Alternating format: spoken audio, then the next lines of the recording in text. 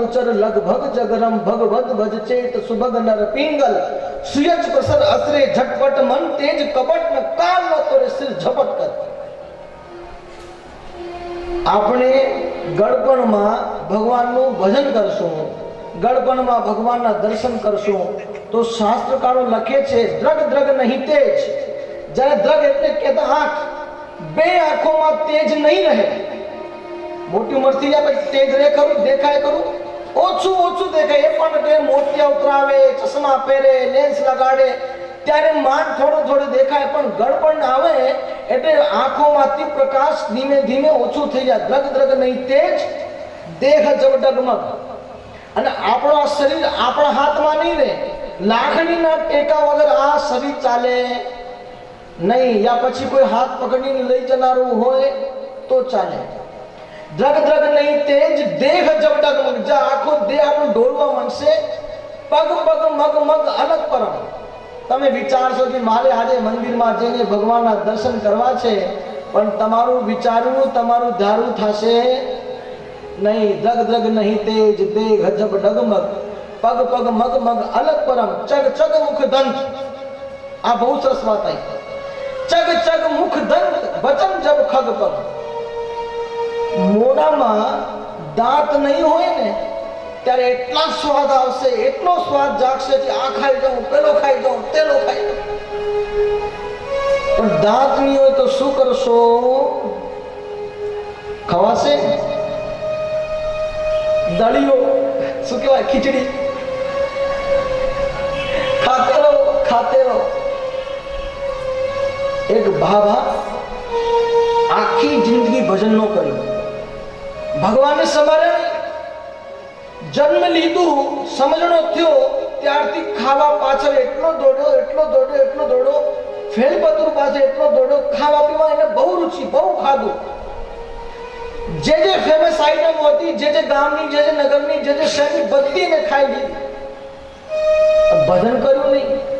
અને મોટી ઉંમર થઈ ને ત્યારે એક દિવસ, હવે આંખોમાં દેખાતું નથી, કાને ધીમે ધીમે સંભળાય છે, અને મુખમાં ખાવાના ચાવવાના દાંત નથી, અને ઘરમાં વહુ હોય ને, વહુ મહેમાનો આવ્યા છે એ સુંદર મજાના ફાફડા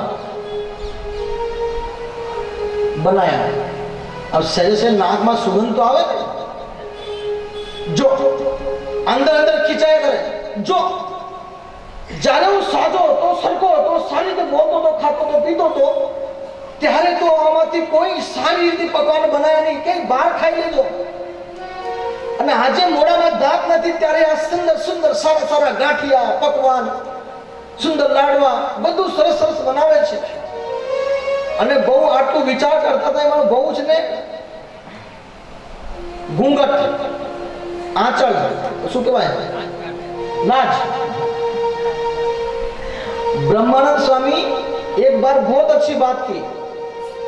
स्वामीनारायण भगवान ने अपना मुख छिपा लिया, तब स्वामीनारायण भगवान को उद्देश्य करके ब्रह्मानंद स्वामी ने कहा, दिखा दे यार अब मुखड़ा घूंघट में क्यों छिपाया है।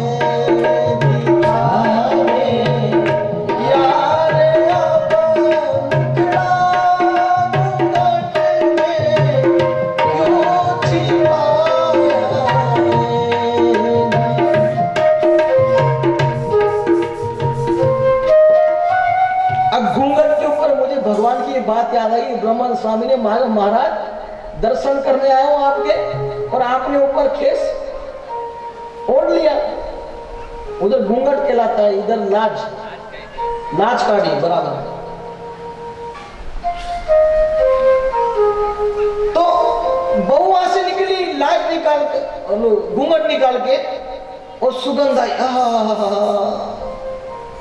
दादा ने खावानी बहु इच्छा, પણ શું કરે, મોઢામાં દાંત છે પણ કેટલા, એક દાંત શોભાના રૂપે રહેલો છે। અને દાદાને ઘણી ઈચ્છા લાગી, અરે અરે સારા સારા શું કરો। હવે દાદા અંદર દાંત ચડી, કે હારું જ્યારે મોઢામાં દાંત નથી ત્યારે ખાવાની ઈચ્છા થાય છે, અને જ્યારે દાંત હતા ત્યારે હારા ખાતા નહોતા. આજે નથી ત્યારે ઈચ્છાઓ થાય છે. અને દાંત હતા ને, એ દાંતને પકડીને દાદાને આખો જિંદગી લોકોએ ઉપદેશ આપ્યો, પણ આજે દાદો કોને ઉપદેશ આપે છે? દાંતને. અને કેવો ઉપદેશ આપે છે? બહુ સરસ છે. હે દાંત દાડમ નીકળી, શું કે? હે દાંત દાડમ નીકળી, અમે તને વિવિધ ચીજો ચખાડી હું. હે દાડમની જેવી કડી દાંત હતા, તને સારા સારા પકવાનો મેં જમાડ્યા. હે દાંત દાડમની કડી, અમે તને વિવિધ ચીજો ચખાડી હું. પણ નગુણા શું કીધું અમે ગુને, કે હાડું પેલા હાલ્યું. હવે જ્યારે જમવા કરવાનો સમય છે, ઘરે બેસવાનો સમય છે, સારા સારા પકવાનો જમવાના સમય છે, ત્યારે આ દાંતો મને દગા દઈને જતા રહ્યા. જે દાંતને મેં દાડમની કડી જેમ સાચવીને રાખેલા, એ દાંત આજે મને દગો જઈને જતા રહેલા. દગ દગ નહીં તેજ દેહ જબ ડગમગ પગ પગ મગ મગ અલગ પરમ ચક ચક મુખ દંત. વચન જબ ખબ બોલું હશે શું ને બોલાશે શું.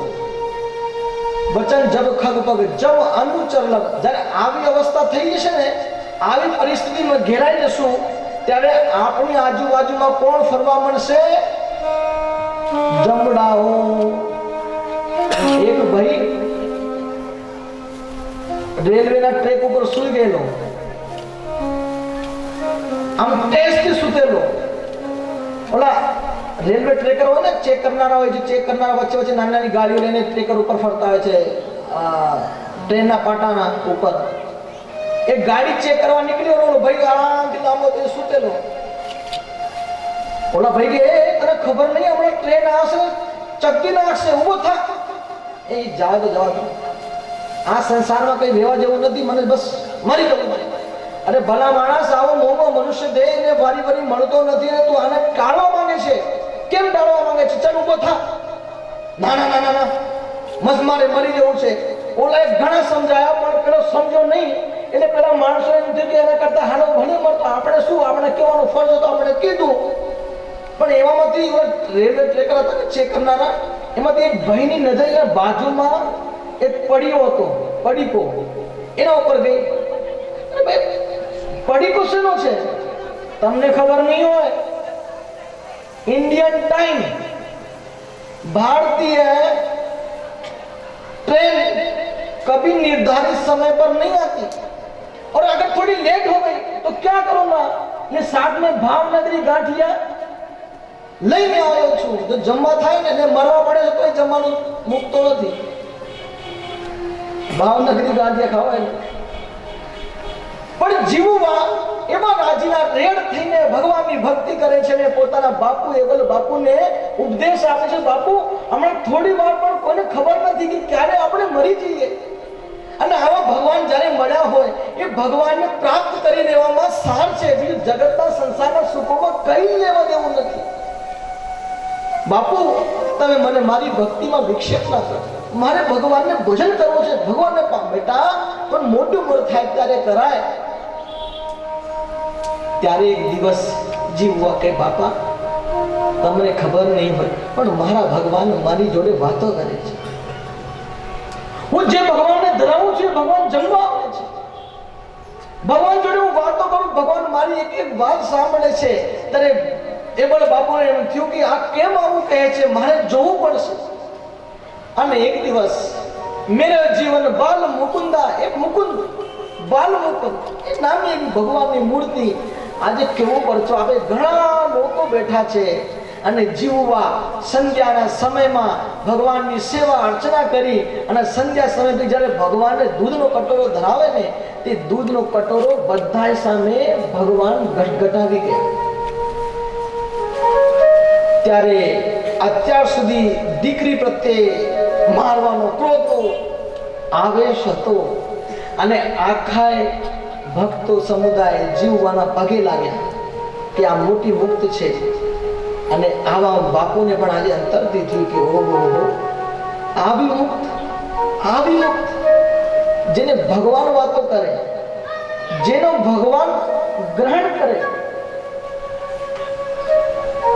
एक राजस्थान की सुप्रसिद्ध बात, कर्माबाई रो खिचड़ो. छोटी सी बालकी, छोटी सी बच्ची, उसके पिता भगवान की भक्ति रोज करे, लेकिन कुछ काम के अनुसार पिता को 2, 3, 4 दिन के लिए बाहर जाने का हुआ. अब घर में लाल जी है, उनकी सेवा कौन करे? साथ में तो लेके नहीं जा सकते. कहीं खाने का मिले ना मिले, कहीं अच्छी जगह मिले कि ना मिले, कहीं कैसी व्यवस्था हो. ले बेटी को कहा, बेटी मैं जा रहा हूं, तू भगवान की सेवा करेगी ना? हाँ पिताजी. लेकिन पिताजी मुझे कुछ बनाना तो नहीं आता. बेटा खिचड़ी तो आती है ना? हाँ मुझे खिचड़ी आती है, बस खिचड़ी खिलाना, प्रेम से खिलाना और उन्हें रोज उनकी पूजा करना. हाँ पिताजी आप जाओ, आप जब तक नहीं आओगे तब तक उनकी मैं पूजा करूंगी.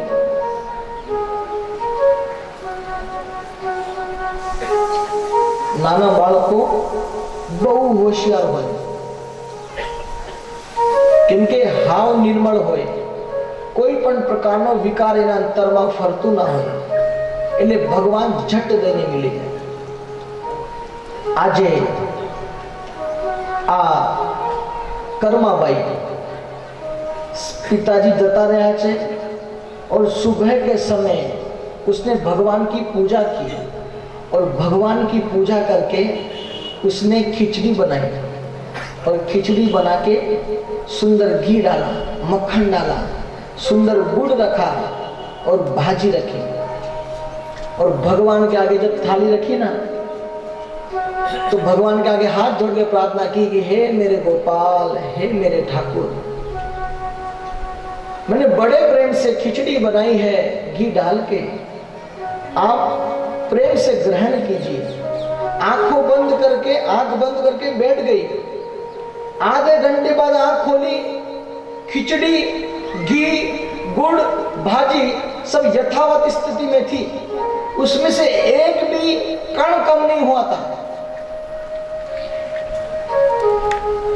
આપણે ભગવાનને થાળ ધરાવીએ છીએ ના?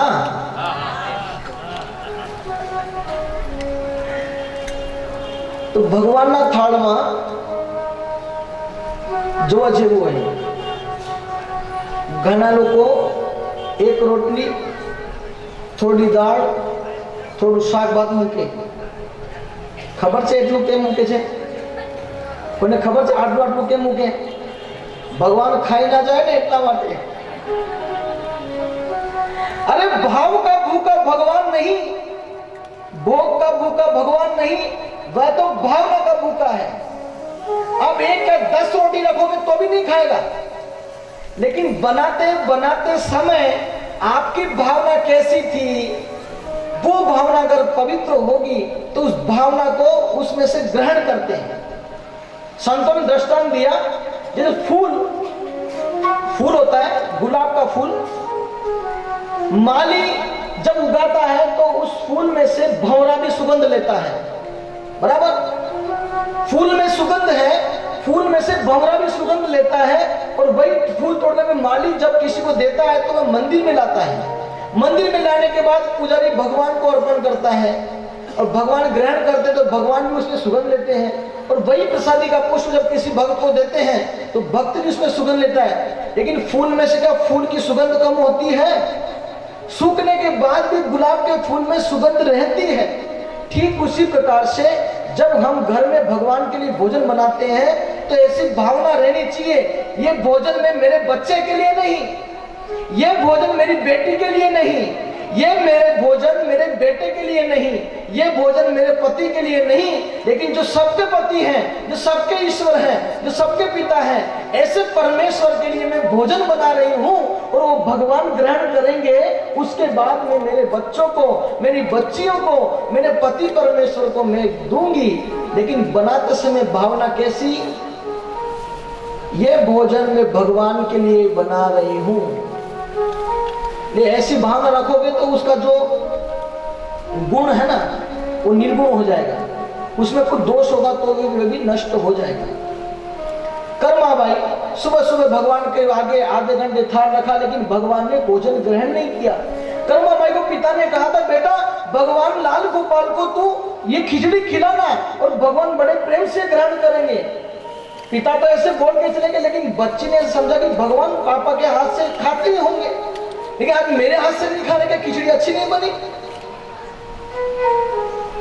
बहुत रोई, बहुत रोई, सिर्फ पछाड़ पछाड़ के रोई, हे गोपाल, हे गोपाल, मेरे पिता का हाथ का भोजन करते हो, मेरे हाथ का भोजन आप क्यों नहीं करते?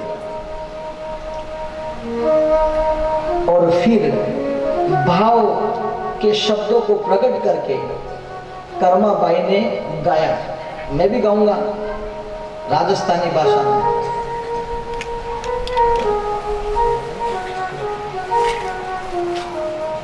इस स्थिति को याद करो कि भगवान कब ग्रहण करते हैं? जब भावना प्रकट होती है।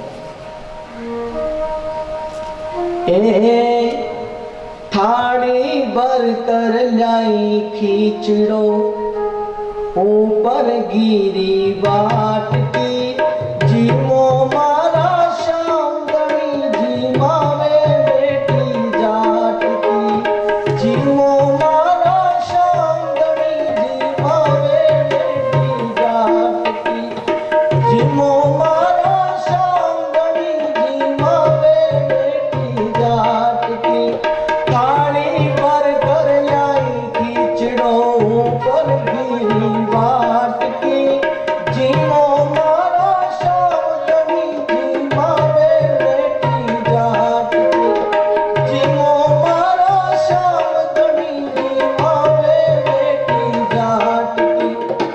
बाप मारो काम गयो है, न जाने कब आवेलो, उनके बिना शाम मारो भूख्यो ही रह जावेलो, उनके बिना शाम मारो भूख्यो ही रह जावेलो, थाली भर कर लाई रे खींचड़ो, ऊपर गिरी बाट की, जीमो मारा शांगणी, जीमावे बेटी जाट की, जीमो मारा शांगणी, जीमावे बेटी जाट की। बापो मारो काम गयो है, न जाने कब आवेलो, उनके बिना शाम मारो भूख्यो ही रह जावेलो, उनके बिना शाम मारो भूख्यो ही रह जावेलो। थाली भरकर लाई खींचड़ो, ऊपर घीरी वाट की, जीमो मारा शाम घनी, जिमावे बेटी जाट की। भगवान को आना पड़ा, रो रो के, सिर पछाड़ पछाड़ के, अभी मर जाएगी, लोही लहू से लुहान हो चुकी है, अब मुझे जाना पड़ेगा। और कृष्ण कन्हैया आया, उसके हाथ से बनाई खिचड़ी खाई, और कर्मा ने कहा, अरे गोपाल, कितनी देर से माता सिर पछाड़ पछाड़ कर चिल्ला रही थी, तब आए नहीं, और आए तो पूरी थाली साफ करके। कोई बात नहीं, कल ज्यादा बनाऊंगी। 3 दिन तक ऐसी सेवा की, और 3 दिन तक भगवान ने भर पेट भोजन किया। और चौथे दिन पिताजी आए, ओम जय जगदीश हरे, पूजा करके भगवान को भोग लगाया, लेकिन भगवान ने भोजन खाया। कर्मा ने आके देखा, पिताजी क्या बात है, भगवान को भोजन नहीं कराया? अरे बेटा, भगवान को भोजन तो हो गया। ना ना पिताजी, ऐसी बात थोड़ी है, 3 दिन से कोई थाली साफ करते, मेरे लिए भी नहीं बचने देते। चलो बैठो बैठो बैठो। फिर याद किया, गोपाल आया और जम करके भोजन करके चला गया। तब पिता को हो, मैं इतने वर्षों तक पूजा करता रहा, मेरी पूजा ऐसी कभी दिखाई नहीं दी। मेरी बेटी ने 3 दिन में उस कन्हैया को प्रसन्न कर लिया, और उसके हाथ से भगवान भोजन करते हो। ठीक ऐसा ही एबल खाचर को हुआ, ओ हो, मेरी बेटी ऐसी मुक्त, उस जीवुआ को भगवान ने सुंदर पर्चा दिया और पिता ने उन्हें भजन करने से कभी रोका नहीं। ऐसे ही दूसरे महामुक्त स्थिति को प्राप्त हो चुके ऐसे राजभाई को भगवान ने पर्चा दिया, उसके बारे में निष्कुल स्वामी लिख रहे हैं कि जीवुबानी मासीनी दीकरी बहन હતા। जीवुबानी मासीनी दीकरी आ राजभाई बहन હતા। नानपणथी अखंड ब्रह्मचर्य पाळनारा। ए ब्रह्मचर्य में एवो पावर छे, एमां एवी ताकत छे कि ब्रह्मचर्य नु पालन करी अखंड भगवान की मूर्ति ने संभाले तो ए ब्रह्मचर्य नु पालन करी भगवान ने संभालनारा जीव में एवो तेज देखाय छे कि गमे ते खूणे बैठो होय ने तो देखाई आवे कि भैया सिंह जेवो देखाय छे। ए ब्रह्मचर्य में એટલો पावर छे। आ राजभाई नानपणथी ब्रह्मचर्य नो अति